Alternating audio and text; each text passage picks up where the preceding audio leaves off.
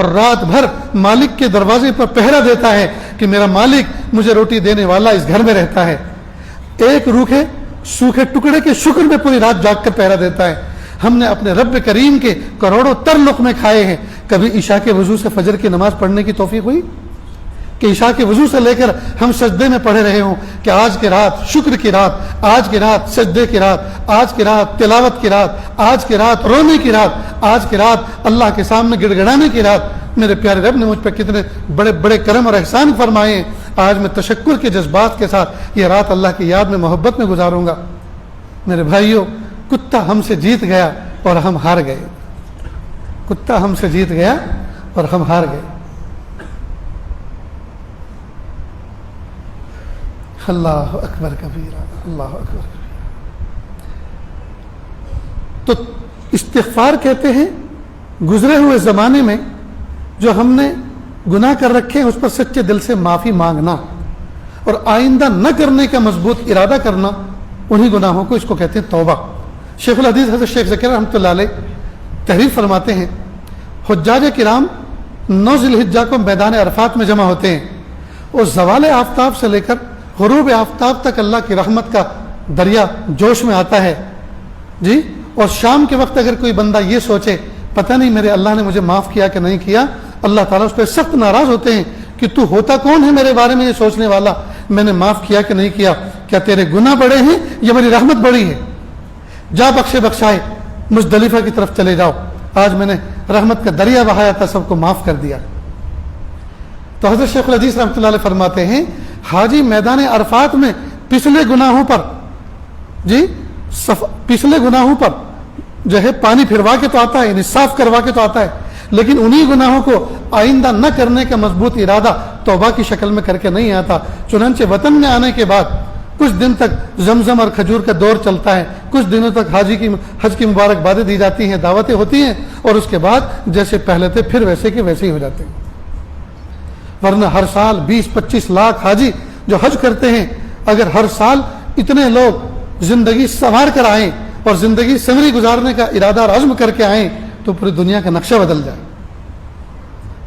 میرے بھائیوں, توبہ اصل ہے, توبہ کا ارادہ اصل ہے. ہمیں چاہیے کہ ہم اللہ تعالیٰ سے مضبوط پکا اس بات کا ارادہ کریں میرے پیارے اللہ ماضی میں جو گناہ کیے ہیں آئندہ ان کو نہیں دہرانا, آئندہ ان کو نہیں دہرائیں گے میرے پیارے اللہ, بس بہت ہو گیا.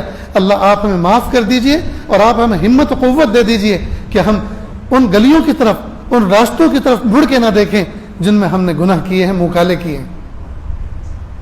اتنی بات سمجھ گئے دوستو؟ ایک بات اور سمجھیں, اگر ہم اتنے گناہ کریں نیچے زمین سے ٹکرا جائیں اور اوپر آسمان کی چھت سے ٹکرا جائیں, پھر بھی یہ گناہ محدود ہیں, لمیٹیڈ ہیں. اوپر آسمان نیچے زمین لمیٹیڈ, گناہ محدود ہیں, 2 حدوں کے درمیان میں محدود ہو گئے. اللہ کی رحمت ان لمیٹیڈ ہے, ہمارے گناہ لمیٹیڈ ہیں, ہمارے گناہ محدود ہیں. اللہ کی رحمت ان لمیٹیڈ ہے, اللہ کی رحمت لامحدود ہے. تو محدود کا لامحدود چیز سے کیا مقابلہ؟ اس لیے مایوس تو کبھی نہیں ہونا چاہیے. کئی مرتبہ نوجوان بچوں کو شیطان مایوس کر دیتا ہے اور کہتا ہے تو نے تو راتوں کو انٹرنیٹ پہ بیٹھ کے تو نے کیا گناہ نہیں کیے, تیرا نام اعمال تو سیاہ ہو چکا ہے, تو کبھی اللہ کا ولی نہیں بن سکتا.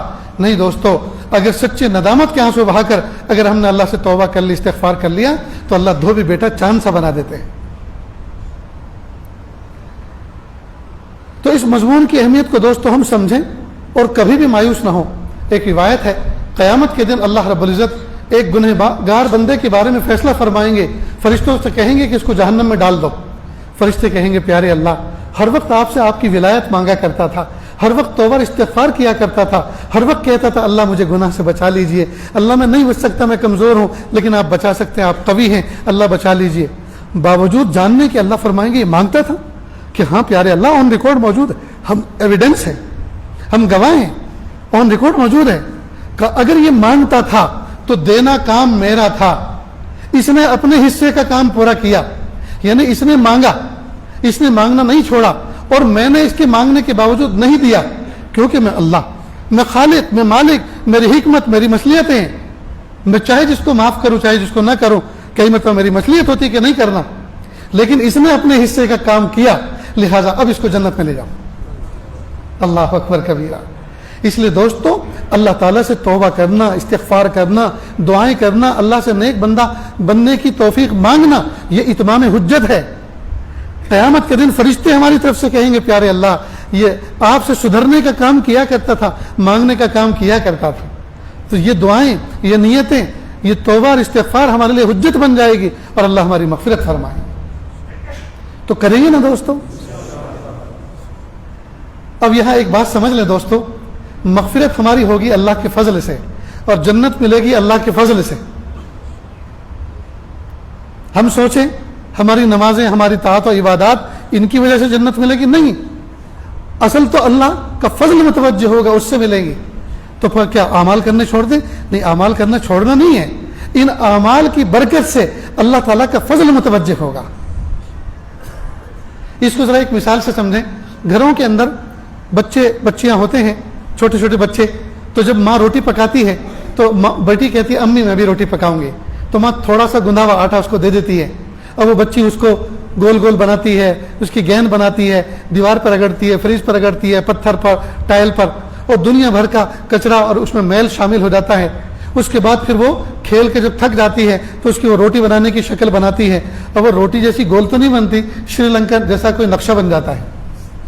फिर वो रोटी की शक्ल लेके जाती है, अम्मी मैंने रोटी बनाई, मुझे सेक दो। तो माँ अपनी रोटी तवे से किनारे करती है और इस बच्ची की रोटी सेक देती है, और जब सीख जाती है तो इसके दामन को फैलवाती है और उसके दामन में वो रोटी डालती है कि जाओ अब्बू को स्टडी रूम में जाके दिखाओ कि मैंने रोटी पकाई है, और कहती है अब्बू अब्बू देखो मैंने आपके रोटी पकाई। बाप खुश होता है, बच्ची को सीने से लगाता है, इनाम देता है, पेशानी को बोसा देता है, हाथ को बोसा देता है। सच बताओ दोस्तों, ये रोटी खाने के काबिल है? ये खाने के काबिल नहीं थी, इसमें तो दुनिया भर का मैल है। फिर इनाम क्यों दे रहा है? रोटी की खूबसूरती पर नहीं दे रहा, इस बच्ची की कोशिश पर दे रहा है। इसने रोटी बनाने की कोशिश की। खुदा की कसम, मेरे और आपके आमाल उस बच्ची की रोटी से भी गए गुजरे हैं। इनका कुछ आने वाला नहीं है, लेकिन चूंकि हमने कोशिश की, नफ्स और शैतान को धक्का दिया, अल्लाह के सामने जाके अपने आप को पेश किया, बस इस कोशिश पर अल्लाह खुश हो जाएंगे और अल्लाह का फजल मुतवज्जह होगा।